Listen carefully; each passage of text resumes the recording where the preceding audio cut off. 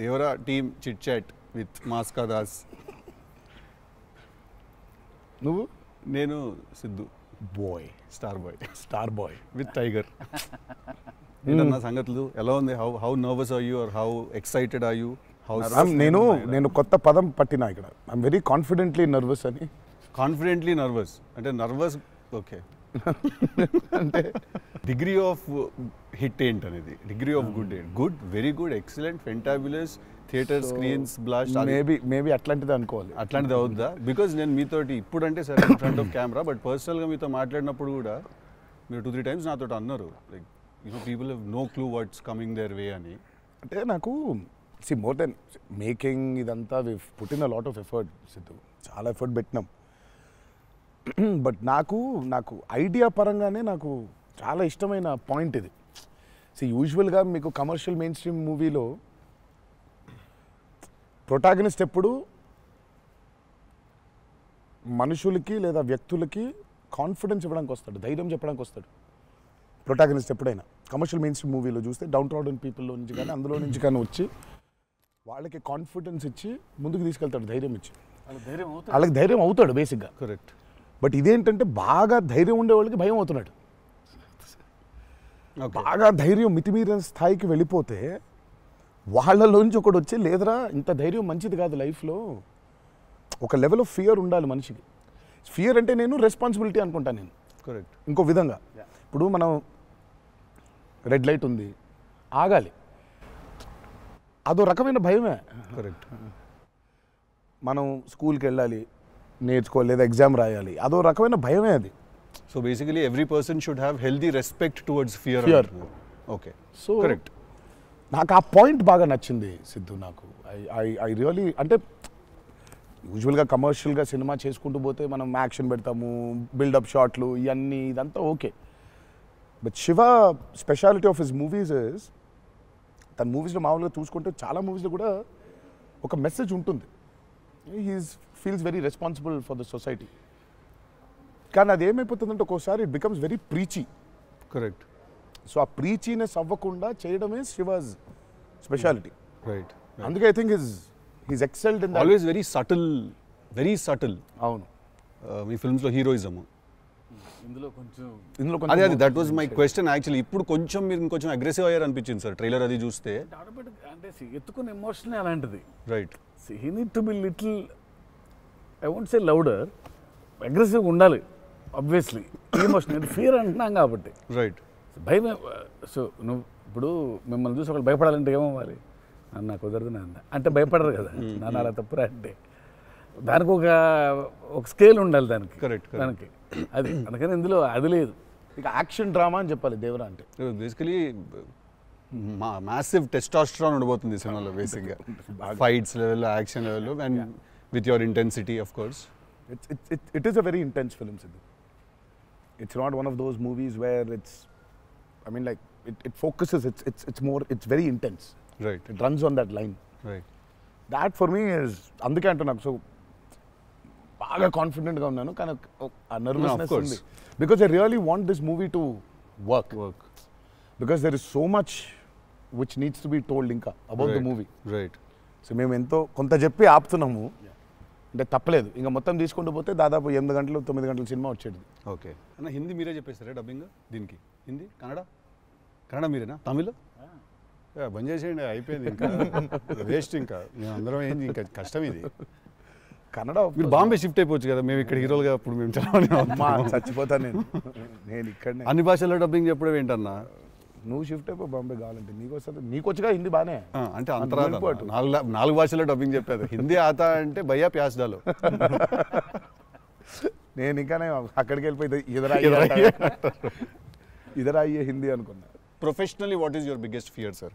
Of course I might not be able to make a great film, cinema success అవుతుందా లేదా, but as an artist personally నేను అసలు తాడు బొంగరం లేనిలా బతుకుతాను నేను. నాకు అంత పెద్ద ఫియర్ ఏ ఉంది. నేను ఎత్తుకున్న ఎమోషన్ రైట్ ట్రాక్లో వెళ్తుందా లేదా, పైగా ఒక్కరితో అయ్యే పని కాదు. 100 మంది ఉంటే కానీ సినిమా అవుద్ది. వీళ్ళందరినీ రైట్ ట్రాక్లో పెట్టి కరెక్ట్ అవుట్పుట్ తీయగలమా లేదా అన్నంత మించి అసలు భయం అనేది లేదు అసలు. ఇంకా అసలు భయం ఛాన్సే లేదు. అదొక్కటే భయం. సో భయం ఎంత అవసరం అని సినిమా తీస్తూ సార్ భయం భయపడే ఛాన్స్ లేదని చెప్తున్నాడు సార్. అట్లుంటది కొరటాల శివ గారితో. I'm accountable. కరెక్ట్. నాకు ఇచ్చిన జాబ్కి అసలు ఆ ఒక్క భయం ఉంటే ప్రపంచంలో ఇంకెవరికి భయం అవసరంలా. ఆ ఒక్క భయం అడుగుతుంది. కరెక్ట్. ఇంకెందుకు భయం? So accountability. యా అదే కదా భయం అంటే. ట్రూ. నీకు పని ఇచ్చారు, నువ్వు ఆ పని చేసావు భయంతో, అమ్మో ఇది అవ్వకపోతే ఏంటనే ఒక భయం ఉంది. ప్రపంచం అంతా ప్రశాంతంగా ఉంటుంది ఎవడు పని అటు చేస్తే. పక్కనోడి పనుల్లో చేయి దూర్చి ఆయన ఇబ్బంది పెట్టి ఇది పెట్టి మనం చేయక ఇంతకు మించింది ఏముంది? ఎవడు పని చేస్తే అసలు భయం ఉన్నట్టే మనకు ప్రపంచంలో అంతా.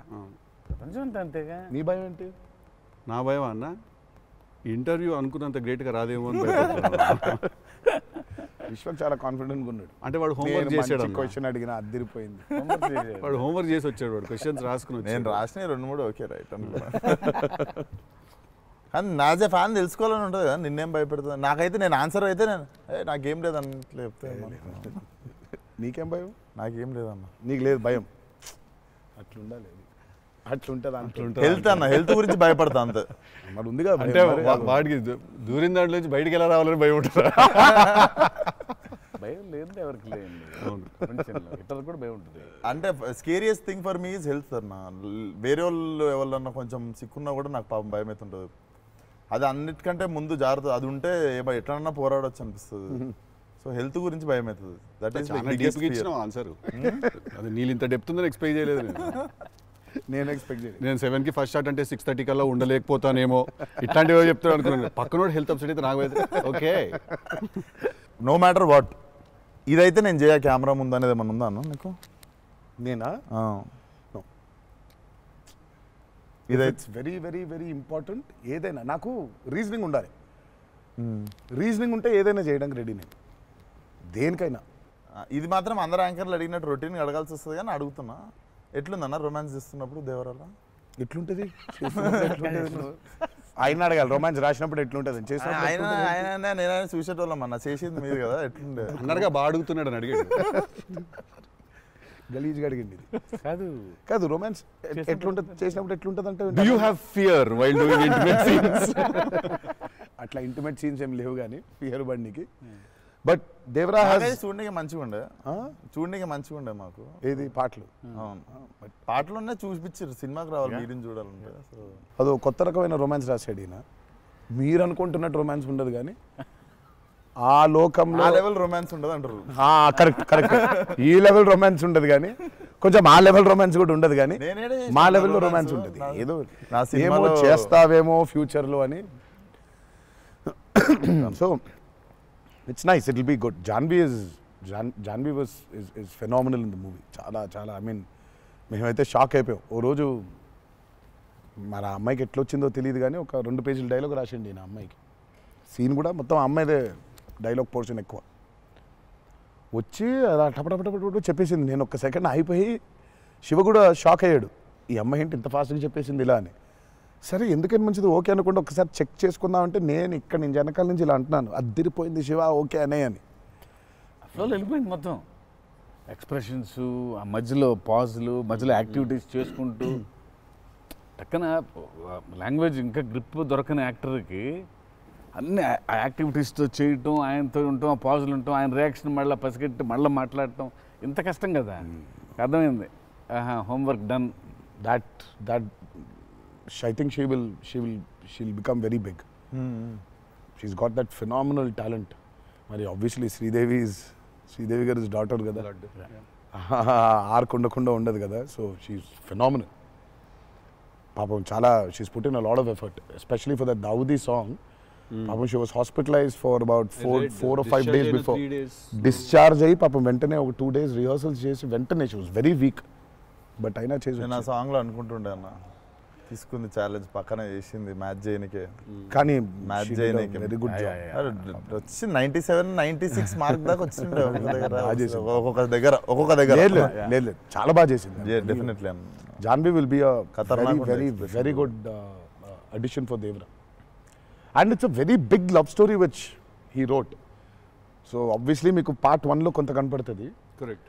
దాని టోటాలిటీ ఇంకో వేరే టర్న్ అనేది దాని అది మొత్తం ఇంకా పార్ట్ 2లో it's a very different thing all together. Sir మిమ్మల్ని అందరికంటే ఎక్కువ ఇబ్బంది పెట్టిన సీక్వెన్స్ ఏది సార్? నాకు తెలిసి ప్రతి సినిమాలో ఒక సీన్ రిటేట్ చేస్తుంది సార్.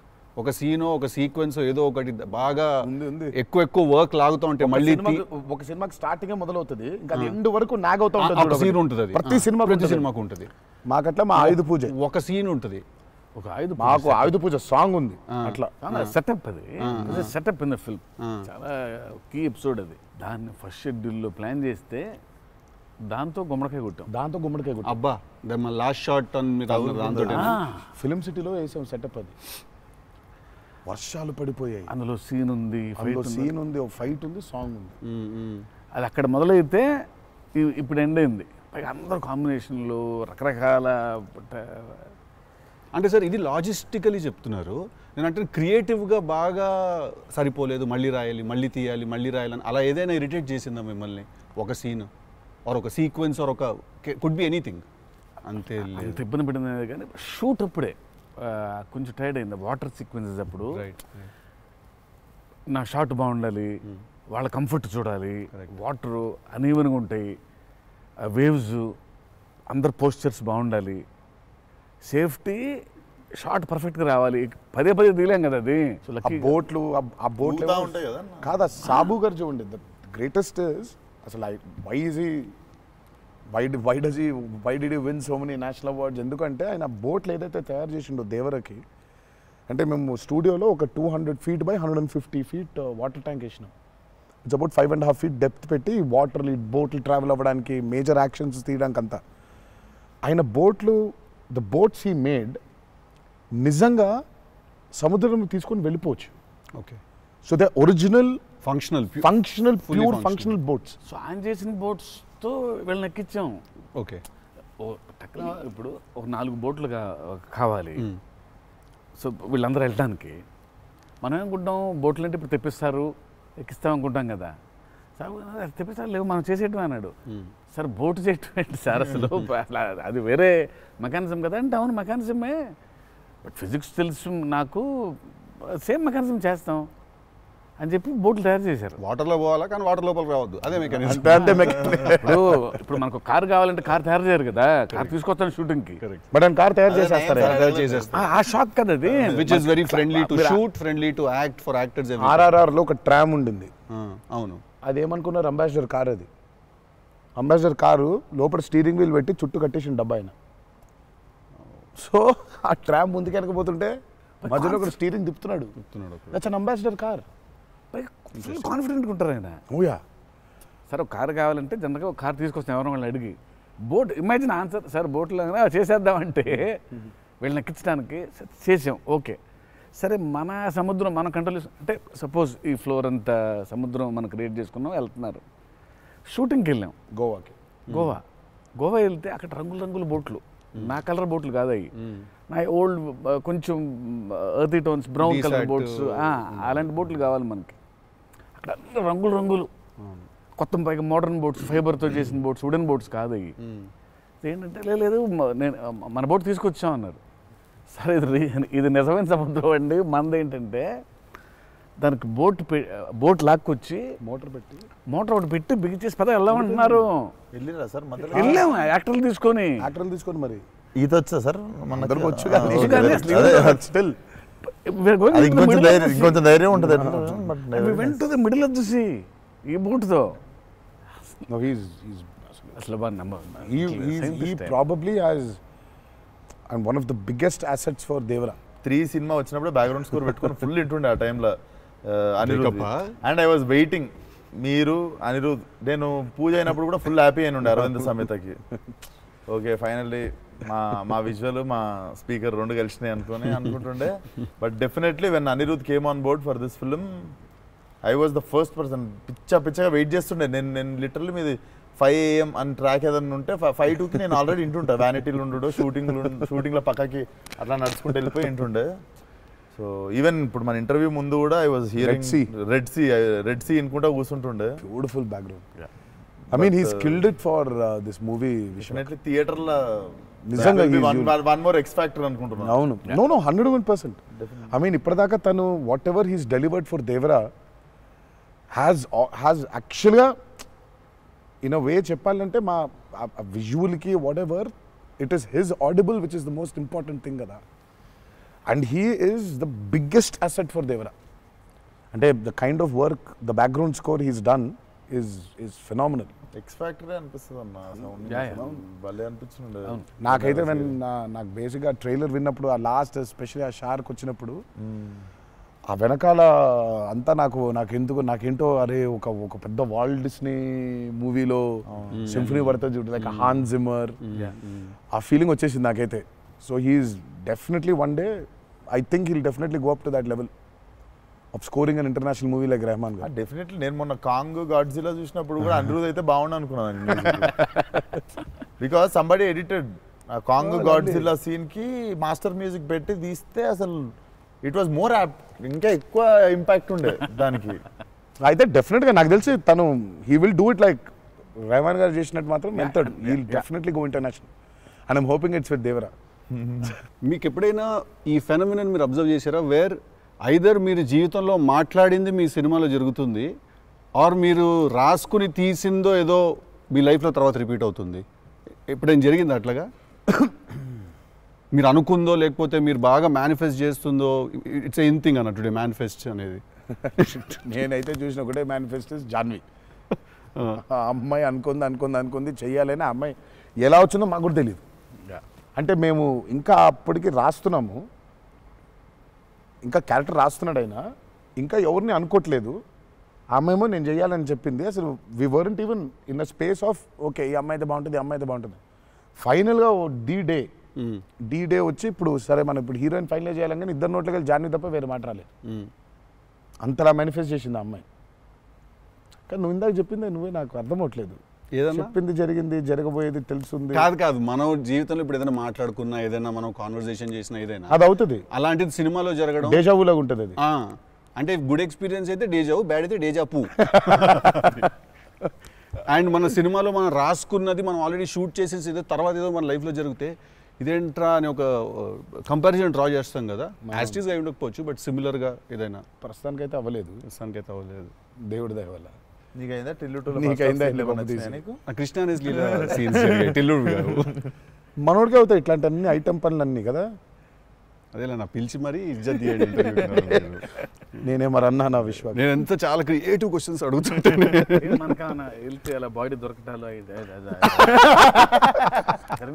లేదు సార్, పాతి పెట్టడాలు లేదు సార్, లేదు ముద్దు పెట్టడాల వరకు అయి ఉంటుంది.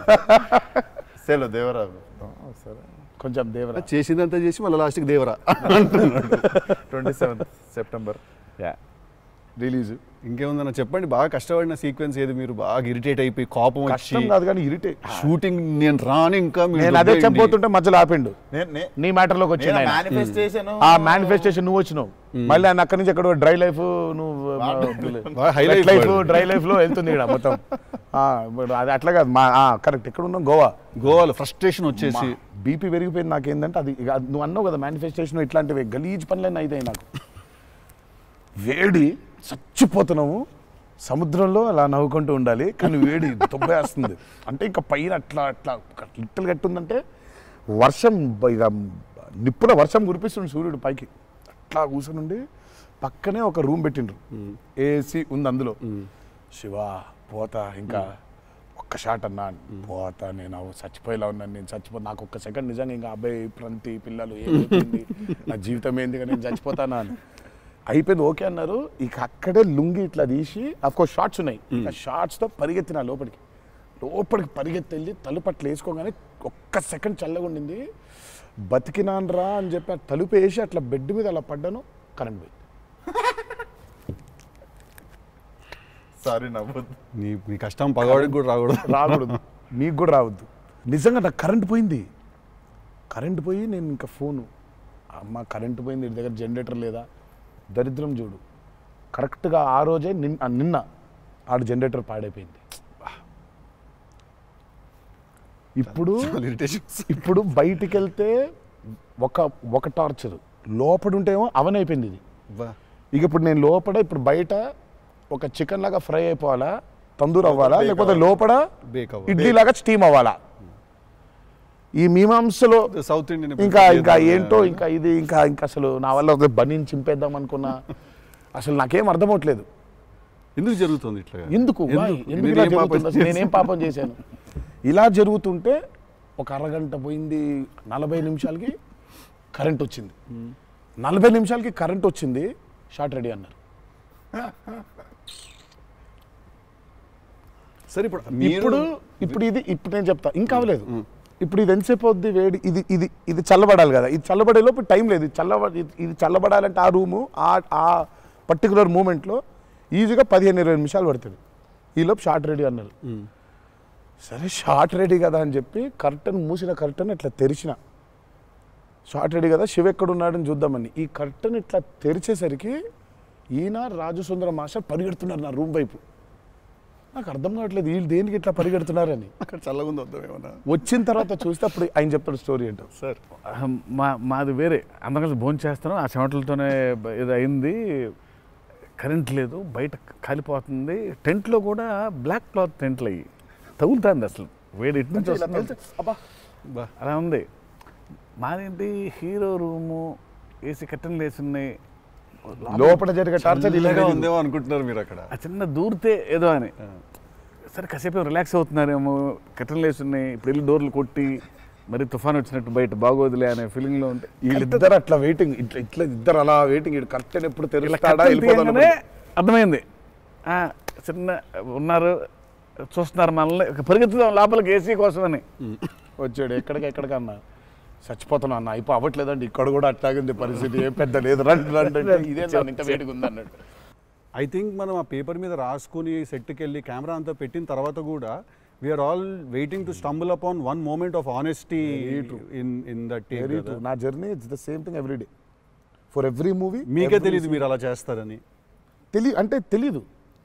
అక్కడ కరెక్ట్గా వెళ్ళే ముందు ఒకటేదో దొరుకుద్ది. కరెక్ట్. ఇప్పుడు మామూలుగా దేవరాలు ఉంది, వర ఎలా ఉండాలో ఒక ఐడియా ఉంది. ఇప్పుడు దేవర ఎలా ఉండాలో దొరకట్లేదు నాకు. సో నాకు అర్థం అవ్వట్లేదు. అంటే ఇప్పుడు ఎలా ఉండాలి, బాడీ లాంగ్వేజ్ ఎలా ఉండాలి ఏంటని చంపుకు తిన్నా శివనే. కాచివా ఏం శివ నాకేం అర్థం అవ్వట్లేదు, ఏదో చెప్పంటే అబ్బా మీకు వచ్చేస్తుందిలే నిలిపాడు. రావడం ఏంటి, కాదు శివ ఏదో నాకేం అర్థం అవ్వట్లేదు, దేవర ఏంటి, ఇప్పుడు వాడు ఎట్లుండాలి, వాడు మూడ్ సెట్ ఏంటి, వాడు మైండ్ సెట్ ఎట్లున్నాడు, ఎట్లా నడవాలి, ఎట్లా నిల్చోవాలి ఏంటి, చాలా కంపోజ్గా ఉండాలా, మరీ ఓవర్ కంపోజ్గా ఉండాలా, లేకపోతే అగ్రెసివ్గా ఉండాలా, నాకేం అర్థం అవ్వట్లేదు. ఫైనల్గా I just felt that okay ఇప్పుడు నేను I don't know, I just probably place Abhay or Bhargav there. Scene ఏంటంటే కొడుకుతో సీన్ ఉంది అక్కడ. ఇప్పుడు నేను ఎట్లుండాలి అనేది నా అర్థం అవట్లేదు. సో ఇమ్మీడియట్గా I just felt that okay అసలు ఇది అంతా కాదు, దేవరా ఇస్ అ ఫాదర్ కదా, ఆ ఫాదర్ ఇన్స్టింక్ట్ తెచ్చాయి ఫస్ట్. రైట్. కొడుకుతో ఎట్లుంటున్నాడో తెలిస్తే సమాజంతో ఎట్లుంటున్నాడో అర్థమైపోతుంది. కరెక్ట్. అలా దొరికింది. బట్ ప్రతిసారి అదే కాదు. వన్ ఆఫ్ ద మోస్ట్ ఇంటెన్సా దేవరా క్యారెక్టర్ ఫాదర్ది. I definitely will say that. డెఫినెట్గా పర్ఫార్మెన్స్లో మీకు అగ్రెసివ్నెస్ కనిపించదు అట్లా, అంటే nature of Devara is not that. కానీ సముద్రం అంతా డెప్త్లో భారం మోసే క్యారెక్టర్ అది. సో ఫిలసాఫికలీ అగ్రెసివా? Yeah, very right. Philosophically is very aggressive and regal. అదే అగ్రెసివ్, అది ఆ రీగల్నెస్ ఉంటుంది. But is very philosophically aggressive. Right. Because అంత అంత అంత భారం మోస్తున్నాడు యాక్చువల్గా.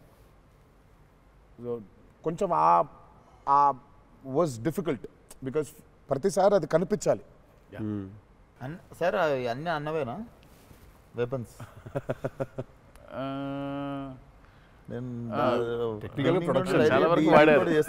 టెక్నికల్ గా ప్రొడక్షన్ ఆబ్వియస్లీ ఈ చివరిది ఆయనదే, మిగిలిన కూడా వాడేశారు. అది సైఫ్ గారిదా సార్? అది అసలు అందరూ ఉన్నాయి అందులో, అందరూ ఆయుధాలు ఉన్నాయి దీంట్లో. ఈ ఆయుధాలు నేను సంగతి నేను ఇప్పుడే ఆయుధ పూజ నాకు చాలా కనెక్ట్ అవుతుంది సార్. అన్ని ఆయుధాలేగా, వి ఆయుధం అన్ని ఆయన ఆయుధాలు. ఎందుకంటే వీళ్ళు ఆయన క్యారెక్టర్స్ రాసినప్పుడు అక్కడ ఈ వరల్డ్లో ఉండే మనుషులు ఎట్లుంటారంటే there is no deity worship. Deity worship లేదు. రైట్. వాళ్ళు పూజించేది వాళ్ళ ఆయుధాలని. So they worship their weapons which are coming from తరతరాల నుంచి వచ్చే ఆయుధాలని పూజిస్తారు వాళ్ళు. సో డైటీ వర్షిప్ లేదు వాళ్ళకి. ఓహో, ఓకే. ఆయుధాలే ఒక కులం లేదు వాళ్ళకి, ఒక మతం లేదు, అసలు భయం అసలే లేదు. అదే ట్రైలర్లో రాసింది అంటే. బట్ అసలు సో అందుకే వాళ్ళకి weapons are very very very important. Why is it so important అనేది యూల్ యాక్చువల్లీ ప్రాబబ్లీ సినిమా చూసినప్పుడు ఆ ఎండ్కి ఒక డైలాగ్ ఉంటుంది. ఆ డైలాగ్లో కూడా దాన్ని బాగా ప్రొఫిస్కేట్ చేశారు, చాలా ఇంపార్టెన్స్ క్రియేట్ చేశారు దానికి, ఆయుధ పూజ అనే దానికి. ఇక పొద్దున్న లేస్తే ఆయుధాలను పూజించి ఆయుధాలు వాడే వాళ్ళకి ఇక ఏం భయం ఉంటుంది? చేతిలో ఒక ఆయుధం పెట్టుకుని వాళ్ళు భయపడరు కదా, ఆయనే ఒక ఆయుధం వాళ్ళగా. కరెక్ట్. ఇప్పుడు కార్పెంటరీ చేసే వర్కర్స్కి ఆ కార్పెంటరీ టూల్సే దేవుళ్ళ లెక్క. కరెక్ట్. లైవ్లీహుడ్. సో మనం బేసిక్గా ఎప్పుడు కూడా అట్లాగే ఉండేవాళ్ళం. మనం ఆయుధ పూజ అందుకే ఉండేది. ఆయుధ పూజ అందుకే మన పనిముట్లు ఏవైతే ఉన్నాయో అందుకే మనం కార్లకి మొక్కుకుంటాం, కార్లకు పూజ చేస్తాం, మనకు లైవ్లీహుడ్ అని. సో వాళ్ళకి ఆయుధాలు లైవ్లీహుడ్. సో ఆయుధాలే లైవ్లీహుడ్. కాన్సెప్ట్ లెవెల్లోనే వైలెంట్గా ఉన్నారు వీళ్ళు. ఎగ్జాక్ట్లీ. నాకు తెలిసి ఆయనకు తెలిసినట్టు పాజెస్ని వాడడం సార్.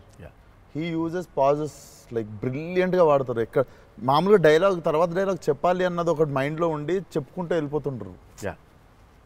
బట్ నేను ఇంతసేపు కొంచెంసేపు ఏం చెప్పాను నేను అని చెప్పి పాజెస్ చాలా బాగా వాడతారు అన్న మీరు. రియల్లీ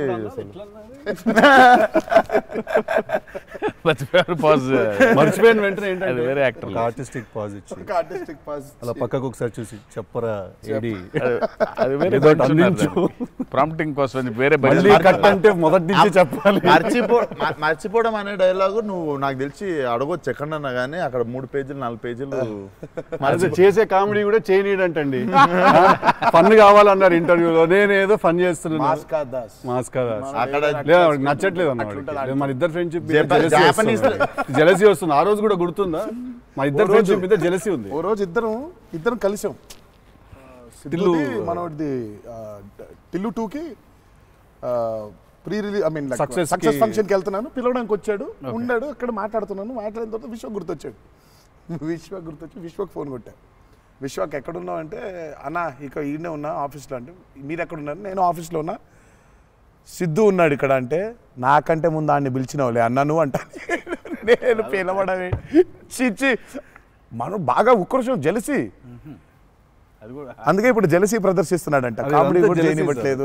నా బ్రాండ్ ని డౌన్ చేయడానికి ట్రై చేస్తున్నాడు సార్. నేను ఆయన పాజుల గురించి బ్రహ్మాండంగా మాట్లాడుతున్న డైలాగ్ మర్చిపోయినావా అంటే, ఆయన జాపనీసే మర్చిపోలేదు. అమ్మా అంటే మనకు అనిపించింది మాట్లాడడం కాదు కదా, అక్కడ ఉన్నది కదా మాట్లాడాలి. నాకు ఐ మీన్ డైలాగ్ చూస్తున్నప్పుడు కొన్ని ఐ థింక్ ఇట్స్ అంటే every actor is very natural. Vishwak నాకు కొంచెం అనిపిస్తుంది అట్లా, ఇక్కడ కొంచెం అలా ఉంటే బాగుంటుందేమో అనే ఇన్స్టింక్టివ్ అనుకోవడం చేయడమే. నాకు అసలు డైలాగే లేకుండా మీరు ఇరగ్గొట్టేసిన సీన్ నాకు one of the favourite. Aravinda Sametha కార్లో సీన్. అది ఎప్పుడన్నా నార్మల్గా జస్ట్ అది పెట్టుకొని చూస్తుంటే అప్పుడప్పుడు it's one of the brilliant pieces. మీరు చాలా చేసిర్రు, చాలా సినిమాలు చాలా చేసిర్రు. That is one of my favourite scene. ఈ షో నాకు తెలియనోడు ఎవడన్నా, వేరే భాషోడు, ఇంగ్లీష్ వాడు ఎవడన్నా కనిపిస్తే నేను చూడు మా యాక్టర్ ఒక సీన్ చూపిస్తాను నీకు అని చెప్పి పెట్టి చూపించే సీన్ మీద ఫస్ట్ అదే. నేను it doesn't have a language కదా, సో డైరెక్ట్ చూపిస్తాను నేను. అది అన్న మీరు క్యారెక్టర్లోకి వెళ్ళిపోతారా లేదా మధ్యలో కలుస్తారు? Do you meet the character in the middle or you become the character fully? I think I would అంటే if me and the character don't meet it won't take off. ఇప్పుడు శివగారి క్యారెక్టర్ రాసిందే ఎన్టీఆర్ ఎట్లుంటాడని. Correct. So obviously it has to be me meeting that character. So there needs to be a little bit of me and that. Correct. Midpoint. Or rather I would say that I think it's more of me than that. Interesting. So it's more of me than that. But what if there is a dialogue that he's written or a philosophy that he's trying to put across as a writer and a director? I'll have to believe that philosophy. But what if you don't believe it as a person? But I'll have to. Then he has to make me believe in it. Make you believe in it. Yeah. So he has to make me believe in it. So he has to actually teach me why that philosophy is so important. లక్కీగా నాకు అది ఇప్పుడు నాకు అది తగ్గలేదు. ఎందుకంటే